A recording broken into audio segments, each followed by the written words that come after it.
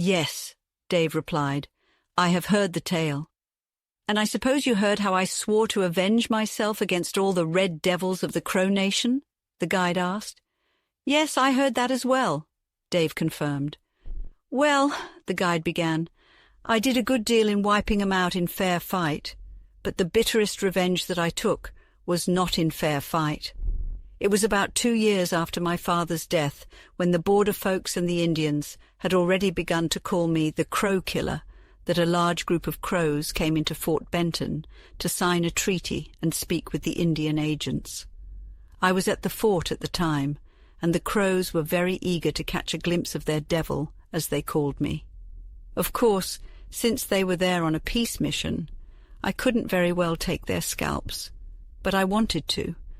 My blood was hot in those days. As they were on a peace talk, they had brought their women with them, and among the women was the most beautiful Indian woman I had ever seen. She was called Little Star, and she was a star. Although she was a crow, I fell in love with her, and as it so often goes in such cases, she fell in love with me. She was to be the wife of one of the young braves named Rolling Cloud. The White Vulture was his son. Well, Little Star and I used to meet outside the fort at night. She was smitten with me, for I was known as a handsome fellow then, and was willing to leave her tribe and go with me. I loved the girl, Indian though she was, and I took her. One morning both she and I were gone. We went down the river, and I married her in Indian fashion, since there was no minister nearby. Well, my taking the girl angered the Crows greatly. I settled down with her in a small settlement on the Missouri, and for 2 years I was happy. There were some things that happened in those 2 years, but I don't care to speak of them. At the end of those 2 years, I returned one night to find my cabin destroyed, my wife gone, and since that day to this, I have never heard a word of her. However, in an Indian fight out here, I encountered Rolling Cloud. We had a fair fight, and I defeated and stabbed him.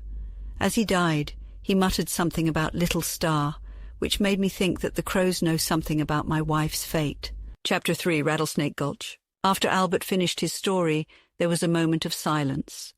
The old guide closed his eyes and rested on the grass. It was rare for him to speak of the past, and memories flooded his mind, leaving a bitter taste. Dave, on the other hand, was lost in thought. He had heard snippets of the life of the Crow Killer, a well-known figure in southern Montana and along the Missouri, but the revelation that he had married a daughter of the Crow tribe was news to him. The some things that had occurred during the Crow Killer's married life, which he had only mentioned briefly in his story, left Dave puzzled. It was clear that Albert Colt's past held a mystery, and he believed that the Crows knew the solution and would unravel it one day. Their thoughts were interrupted by the arrival of Michael Allen and his son Mickey, both members of the wagon train. Michael was a large and imposing man, with light blue shifting eyes that betrayed a sense of treachery, a thin and hollow face, yellow hair and beard, and a cunning look on his features. His son Mickey shared his build and looks, but had a more pleasant expression on his face and had shorter hair. Michael was a businessman in a small mining town in southern Montana known as Spur City. On the other hand, his son had just arrived from the east to join his father, whom he had met in St. Paul. "When do we start?" Michael asked the guides. "We'll leave tomorrow morning at 4, Dave replied. "Is there any danger from Indians on the way?" Michael inquired. "I can't say. Did you hear the news the trapper brought?" Dave asked. "Yes," Michael replied. "The Red Devils are on the warpath, but I don't think they can trouble us much since we have too many people. They'll likely try it, but we'll beat them if they do," Dave said confidently. "Do you think there's a possibility of an attack?" Michael asked, still worried. The guides looked at Michael and Mickey, wondering how they would fare on the trail, fraught with potential danger and uncertainty. "Sartin," answered Dave confidently, "just as sure as we're here at Fort Bellows today." Michael nodded thoughtfully. "The Indians always attack at night, I believe?" he asked. "Yes, generally," the guide replied curtly, his dislike for the Hickmans all too apparent. He couldn't quite explain his hostility, but it was there nonetheless. Michael paused for a moment before turning to his son. "Come, Mickey, we may as well look after our ammunition," he said. The two made their way back to the fort. "Ammunition, blazes!" Albert exclaimed, the frustration clear in his voice. "If there's any fighting to be done, I guess those chaps will be more likely to be behind a wagon than facing the Injuns." "That's what I think," Dave chimed in. "I hate the sight of both of those fellows. I don't exactly know why, but I suppose it's because I think they're a couple of cowards." "I think there's another reason, Dave," Albert said in his quiet way. "A pretty good reason, too, and that reason's a female." "Eh?" Dave stammered, his face turning red. "Just so," the crow killer responded. "Guess I'm not blind yet, Dave.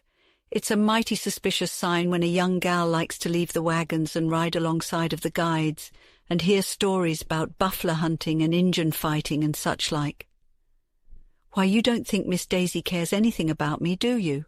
Dave asked anxiously. "Well, it's hard to say. There's no telling sometimes about these gals," Albert replied. "I'm death on reading Injun sign, but a woman gets me. But I look at it in this way. When I see the print of a moccasin on the prairie, it's natural to conclude that someone's been there. When I see a young gal likes to be in the company of a young fella and seems to take pleasure in being with him, I don't think I'm far off from the trail to say that she likes him. Now that's just the way this case stands as near as I can fix it."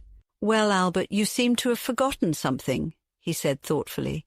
"This girl is well educated and comes from a good upbringing. My upbringing, on the other hand, was rough and I've had very little schooling." "You're more educated than I am," Albert responded. "But that's not all that matters. A man needs brains and brawn. Miss Daisy wants a man she can look up to, someone with muscle and nerve who can fight his way through the world, not a fancy gentleman who would faint at the sight of an axe or gunpowder, but someone who can protect her, care for her, and love her all at once." "I think you're right," Dave agreed. "She seems like a sensible girl." "I've had my eyes on her since we left St. Paul," Albert said. "She can't stand that Patrick Allen, but he's been trying to woo her. She avoids him whenever she can, but he persists. You'd think he would realize she doesn't like him, but some men are clueless. I've been entertained by observing the people around us since we don't have any Indian signs to follow." "Do you think she likes me?" Dave asked nervously. "I'd bet my money on it," Albert replied confidently. "And I don't have much money to bet, but I'd wager high on it." "But I'm poor," Dave objected. "We'll try our luck with gold mining in Montana," Albert suggested optimistically. "Who knows? We might strike it rich. And if the girl loves you, she'll wait for you. If not, she doesn't love you, and it's better to forget about her quickly. That's just common sense, my friend." "Well, Albert, I reckon it is true," said Dave, grinning with glee. "I ain't tried to win the girl's heart, but I'll give it a shot now. If she loves me, that's all I need in this world." He propped himself up on his elbow and let the thought of Daisy's golden locks wash over him. To him, she was the most beautiful girl in the world. "You're spot on, Dave," mused the crow killer. "A good woman's love is a treasure in this world. It's been years since I lost my little Indian wife, but I haven't forgotten about her. There's a mystery surrounding her death, too. I reckon she perished when them redskins torched my cabin, but I can't be certain. It's possible she's still alive up in the Crow Nation. One of these days I'm going to take a crew up there and try to find out the truth. There's something else gnawing at me, too. I've got a hunch there's a reason why me and the White Vulture shouldn't unite. I want to nab an old Crow chief, one as old as myself, if I can. If he'll tell the truth, maybe I can finally unravel some of these mysteries about the Crow Nation." We'll leave the two guides to their musings and follow the Hickmans, father and son, as they made their way toward the fort. "That Dave feller ain't exactly cordial," remarked the son. "Nope," agreed the father. "I don't reckon he's got much love for either of us." "I think I know exactly why," sneered Mickey. "Well, that's not exactly difficult to figure out," scoffed the father, also sneering. "The boy's sweet on Daisy." "I reckon that's it," said Mickey. "From what I've seen, looks like the girl might have a bit of a thing for him too," observed the father. "I know she likes him," growled Mickey. "It's plain as day. Don't she ride alongside him nearly every day at the head of the caravan? Ain't he been bringing her flowers from the plain? And whenever he's off on a hunt or a scout, don't she stick to the wagon like glue until he gets back? The moment he's back, though, she's ready to get out of that wagon. It's as plain as the nose on my face. I tell you, father, the little bit of sense Dave's got is all wrapped up in Daisy's locks. Blast him! I've taken a shine to that girl, and it feels like she don't even notice me." "My son," said the father with a sly grin on his face, "I regret to say that I must agree with you. It was my desire for that young lady to fall in love with you." "I already knew that," replied the son gloomily. "It was you who urged me to pursue her. I never would have considered her as a potential wife if it weren't for you. Why did you want me to court her?" "Well, that requires an explanation," the father responded, shaking his head. "Then explain it," the son demanded, growing tired of the vague insinuations. "I'm tired of being kept in the dark. I want to know what your intentions were." "Very well," the father said, looking around to ensure no one was eavesdropping. "You remember that I left the East a year ago to try my luck in Montana. On my journey across the plains, I met a man named Daniel Stargell." "Stargell, that's Daisy's last name," the son interrupted. "Precisely. Daniel Stargell was her father. During our journey, we shared the same wagon and became very close. He confided in me about himself and his plans. He hailed from Greenfield, Massachusetts, and had left a daughter behind there. Being bitten by the Western fever, he liquidated all of his wealth and was on his way to Montana to pursue mining.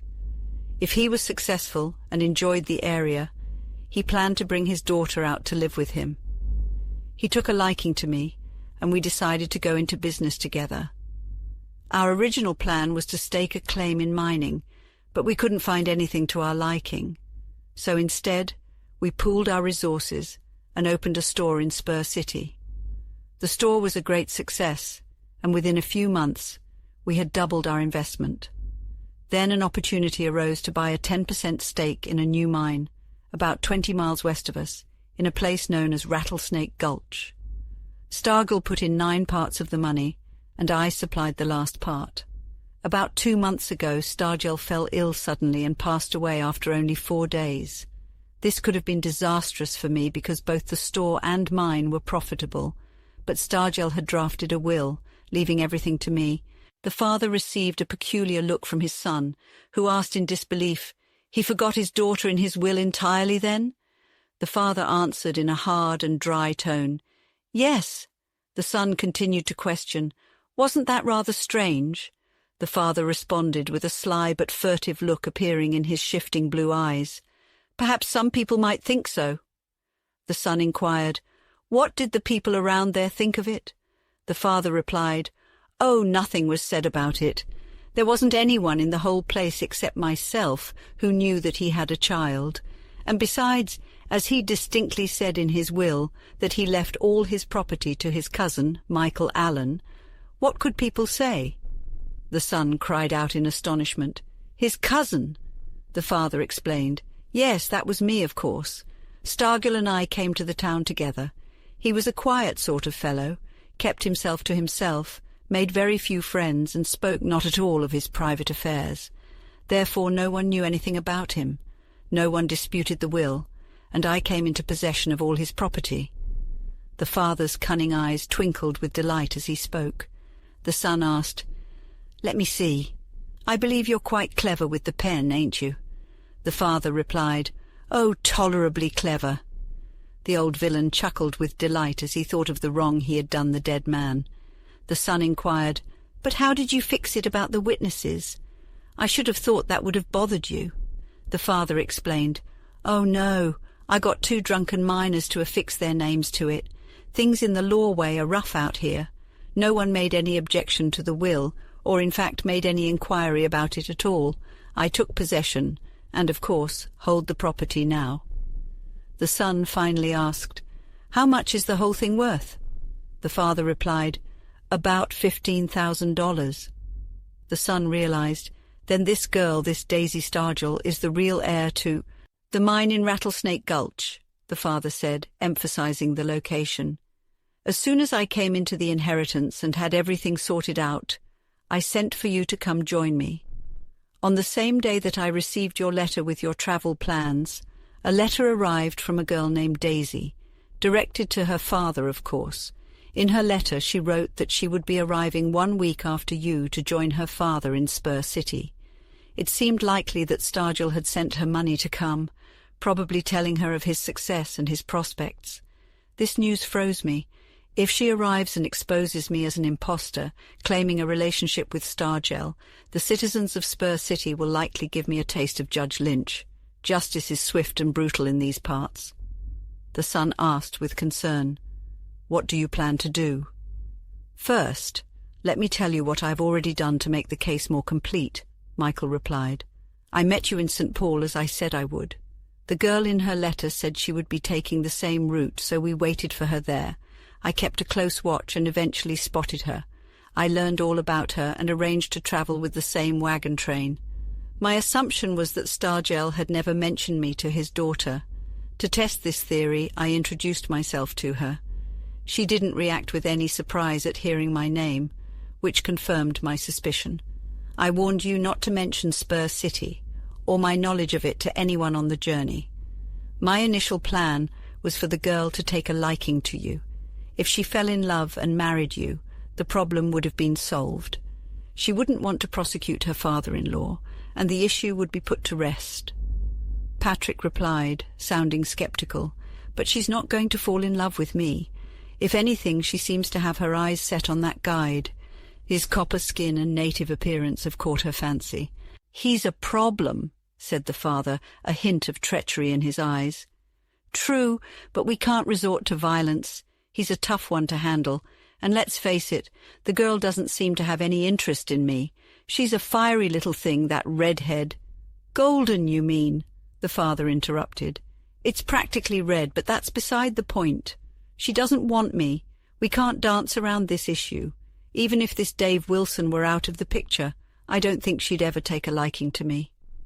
"As you say, let's be clear. That girl has to end up in Spur City as your wife, or not at all." The father's words held a hint of threat towards the orphan girl. The two walked in silence for a few moments, the father watching his son's face from under his eyebrows. At last, Patrick spoke up. "I don't see how we can force her to marry me if she doesn't want to, and it's pretty clear she doesn't want to. How are we going to stop her from going to Spur City?" The elder Allen scanned the area for any eavesdroppers before leaning in close and speaking in a low voice. "Did you hear my conversation with the guide?" "Yes," said Patrick. "What of it?" "What does that have to do with anything?" "It has a lot to do with it. Did you hear him mention the danger of an Indian attack, especially at night?" "Yes, I heard that. But get to the point. What are you trying to say?" Patrick asked impatiently. "Why, Indian bullets show no mercy. If those savages attack us tonight, they won't discriminate. They'll kill her too," the father warned. But the son didn't fully comprehend the gravity of his father's words. "Yes, but she'll be in the safety of the wagon, and perhaps she'll make it out alive," he replied optimistically. The father leaned in and whispered in his son's ear, "If the Indians attack, she's as good as dead." Patrick was taken aback and finally understood his father's serious tone. "But what about the risk of getting caught?" he asked in a hushed tone. "There's no risk at all. In the confusion of a night attack, no one can tell if a shot was fired from within or outside the camp," the father assured him. Patrick reluctantly agreed. "I see your point, but what if the Indians don't attack?" The father's eyes narrowed with determination. "Then I'll think of another plan by the time we reach Montana." The two treacherous men walked back to the fort, both understanding the end goal. Chapter 4. The Strawberry Blonde Girl. The sun had dipped beneath the horizon, colossal and aflame, appearing to sink into the earth. Night had fallen, draping the far-reaching plain in its veil of darkness. The emigrants had made and eaten their supper, with some of them preparing to turn in for the night. The moon, 3/4 full, ascended slowly, casting its illuminating and unspoiled light over the vast stretch of land. It chased away the shadows and danced on the swift-flowing yellow waters of the Yellowstone in little waves of light. The emigrants' fires provided uncertain and flickering light that illuminated the faces of the small groups surrounding them. All imparted tales of the dangers that lay ahead on their journey, with many bringing up stories of Indian warfare and other perils encountered on the border around the wagon train's watchfires. Near the riverbank, a little cluster of 4 people was seated beside a wagon, 3 women and 1 man. The man, Grierson. 1 woman was his wife, an older one, the other her daughter, Eunice. They had dark eyes and hair, which was a stark contrast to the last person in their party, a young girl who did not look to be over 16 years old. The girl had a sweet, innocent face that was impossible to forget. Its charm was incomparable. It was small, but perfectly oval, with a high and white forehead. Her dark blue eyes were full of life and expression. Her cheeks were dimpled, and the cheeks were slightly flush. Her chin was exquisitely shaped. Her lips were full and pouting, with a red as ripe cherries. Her straight nose was long and slender. But the masterpiece was her red gold hair that hung in profusion, in little tangled ringlets, sticking together almost down to her shapely waist like clinging and elfish strands. Her figure was that of an exquisitely proportioned little sprite of a girl who had the daintiest feet and hands. In other words, she personified innocence and grace. She was Daisy Stargell, the fairy who had tangled Dave Wilson, the guide's honest heart, in the silken meshes of her red gold hair. The neighbors of the vendors, the Grierson family, had decided to follow Daniel Stargell's success story and move to Montana for better fortunes. They had made preparations to set out at the same time as Daisy, who was overjoyed to have her dear friend and former school companion Eunice accompany her on the journey. Despite looking like a young girl of 15, Daisy was actually 19 years old, with Eunice only a year her senior. As Grierson announced their early start in the morning and retired to their wagon, Daisy gazed out at the rolling river, lost in thought. Noticing her friend's distraction, Eunice asked, "A penny for your thoughts, Daisy," and stroked her curly hair. Daisy smiled faintly and spoke in a quiet voice. "Perhaps my thoughts are not worth a penny." Eunice scoffed.